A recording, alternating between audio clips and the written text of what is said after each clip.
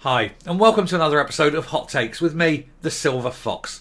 Things are not going well for the SNP. They are lurching from crisis to crisis. There is, of course, the ongoing investigation into the missing 600,000 that's caught Peter Murrell and Nicola Sturgeon up in it yesterday. Then there's yousaf, a serial failure, a man who's failed in everything and is now failing at leading. He cannot maintain discipline within his party. There is much factional infighting. There are groups forming within the party who are demanding a change of direction. There's the ongoing scandals amongst councillors involved with cases involving children, for example. Things like that. It is, in fact, generally quite poor. And then over all of this, of course, is that air of sort of sleaze and corruption pervading the whole party like a cancer. And into this comes even more bad news. Well, bad for them anyway. And that is that the polls have them in a really bad place. It is highly likely that Mhairi Black, the deputy leader at Westminster, will lose her seat at the next Westminster election. And I don't see too many people crying about that. She, of course, is rather sort of foaming at the mouth, rabidly independent, very much of a zealot nature, and a bit of a gob, really a bit of a gob on legs.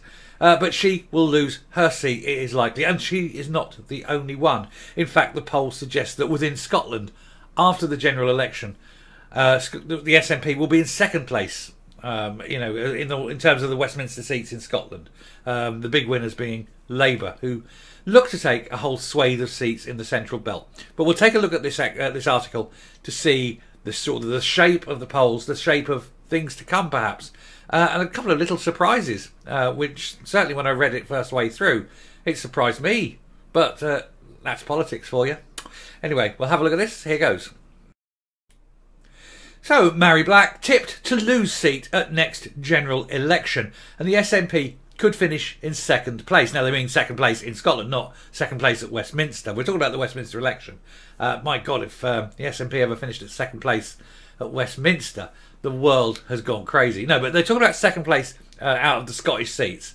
And obviously at the moment they dominate them massively. So to finish second after the next election would be, well, apart from humiliating and would bring the end of yousaf, would also be devastating for the party going forward. So bring it on. Let's have that election as soon as we can. Anyway, the SNP's Deputy Westminster leader is one of several Nats whose position is on a sugly peg, according to one political mapping website after the most recent poll. So the SNP's Deputy Westminster leader, Mhairi Black, has been tipped to lose her seat at the next general election. And on current polling, the Nats could find themselves in second place once the votes are tallied up, according to one political tracker. We told on Tuesday how Labour had cut the SNP's lead to just 5% in the general election voting intention. And that would be enough, a 5% lead, given the number of seats where the SNP just scraped over the line. That closure is going to go to Labour, predominantly to Labour. And that would enable them to, chip away at those, at the bottom seats, ones with the smallest SNP majorities, would be chipped into sufficiently that they would lose the seat. A Redfield and Wilton poll suggested that would equate to 27 SNP seats, 21 for Labour, 6 for the Tories and 5 for the Lib Dems. However, and this is where I was it's coming up to a piece where I was absolutely surprised, because I didn't think it would be possible, given everything that's going on across the UK generally, rather than just within the confines of Scotland. Election Maps UK, which is a different poll thing, reckons the picture could actually be worse for the SNP, even with a narrow 5% lead. It has predicted that Labour would win 25 seats, not 21, while the SNP would only win 22 seats thanks to the first past the post system. That would be humiliating for a party that has for so long prided itself in being, quote, the voice of Scotland, and yet strangely isn't. It would be humiliating to lose that number of seats so quickly. But not surprising, given all that's happened recently, given all that's going to continue to happen over the next months, possibly even years, given how bad the party is, it does not surprise anyone that they are going to get a drubbing. Anyway, despite polling across the UK suggesting huge Tory losses, and hold on to your hat for this one, they're actually on course to gain a seat in Scotland. That'll put them up from 6 to 7 seats. They will get. How on earth can a party so riven with problems at the moment possibly gain a seat in Scotland? It's stunning. That goes to show. I'm going to suggest here that it isn't necessarily that the Tories are doing anything particularly well in Scotland. I'm not saying they do anything particularly worse than anywhere else, but I just think they're just ticking along, keeping their mouths shut, and letting the SNP do their business for them. Because I think every time anyone in the SNP opens their mouths, they lose votes. And so, of course, there must be those places. Obviously, we've seen where Labour are going to take the votes away from the SNP and get over that line first. But yes, there's going to be a place where the Tories are going to do it. The Tories taking a seat from the SNP in Scotland. It's stunning. It's stunning. Anyway, there we go. The Lib Dems will also improve with 5 seats, according to the political mapping account. Labour's success under this model would be built on the Central Belt, as the polling map suggests they will take every seat in Glasgow. Anyway, here's the map. As you see, I mean, Labour 25 seats. Are they showing? They're not actually showing that map. I'm trying to move that. That's a very poor show on that map, I think. But anyway, yeah. But I mean, there's no real surprises where the Lib Dems are strong. There's no surprises really where the Tories are strong. I mean, they're going to be. They're traditionally those areas, and of course, the islands being Labour. It's just, but they're not actually showing the Central Belt there. That's a terrible piece of journalism, isn't it? Anyway, going on about the Central Belt seats, among them is Miss Black's Paisley and Renfrewshire South seat.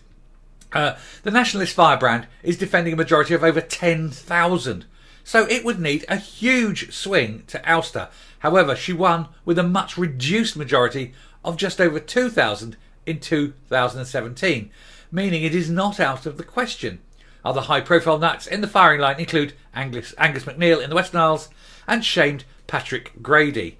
In fact, Patrick Grady is almost certain to not be there, given his dodgy past.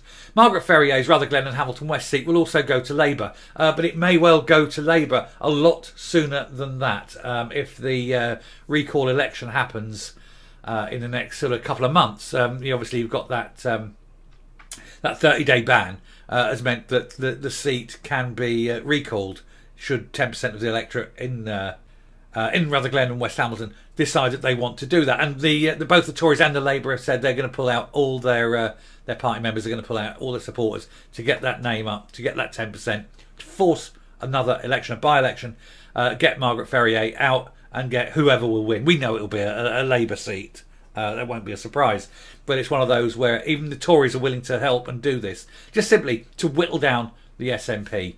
The survey shows a strong 6% lead for the Union in the polls, with 53% saying they would vote against Skexit in a referendum once the don't knows are removed. This is the whole point of the SNP, is independence, and yet the majority of people in Scotland have continually refused to back it because they're not stupid. They know.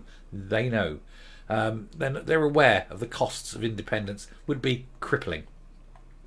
But it won't stop her foaming at the mouth and pushing for it. I tell you what, the people of Scotland might stop her. And I would love for one to see it. Anyway, I shall round off, come up, and we'll finish this video. I think if you're an SNP supporter, you've got a very torrid next sort of 24 months till the next election, 24 months or so, till the next Westminster election. These revelations will continue to pour forth. The one thing the SNP cannot abide is openness, transparency, and the truth coming out. But the trouble with the truth is it absolutely loves coming out. People love revealing the truth. And when these people are found out for what they are and what they've done, it will be a whole series of embarrassments. Those SNPs, those dwindling, shall we say, SNP members will continue to leave the party. The support will evaporate. It will wither away like frost on a summer's day. It will be embarrassing. It will be embarrassing for yousaf. He will probably have to go. Statistically, there's likely to be at least 3 by-elections before the next general election. Certainly Margaret Ferrier looks like she's going to have a recall election, and Labour will win that. So Rutherglen and Hamilton West is likely to fall to Labour. I know technically it's an independent at the moment. That's because Margaret Ferrier was, she had the whip removed from the SNP. But of course, she still votes, down the line for the SNP in the vain hope that she will one day be readmitted. And I don't blame her if that's what she wants to do. That's fine, and she is the elected representative. Much as I disagree with her politics, we do have to respect democracy, and that's fine. But given that respect of democracy, it means that if there is a recall election and she loses, then the people of Rutherglen and West Hamilton will have spoken, and that is also democratic. And I think the democracy will defeat the SNP in the long run because people are just fed up with everything that's going on around them. But with these polls suggesting that people are already fed up with the SNP, I tell you, I cannot wait now for that Thursday in a couple of years' time. I will make sure I'm not working the next day. I'll be sitting there 10 o'clock, turn the telly on and watching the results as they come in. It will be fantastic. Book a date. It'll be a date, guys. Anyway, I shall round off here. Thank you very much for listening. If you like what you see in here on the channel, please do hit that subscribe button right away. Ring the bell for notification of future output. Leave a like, leave a comment. Please share the video. And until next time, stay safe, stay well, always exercise your right to vote, and goodbye.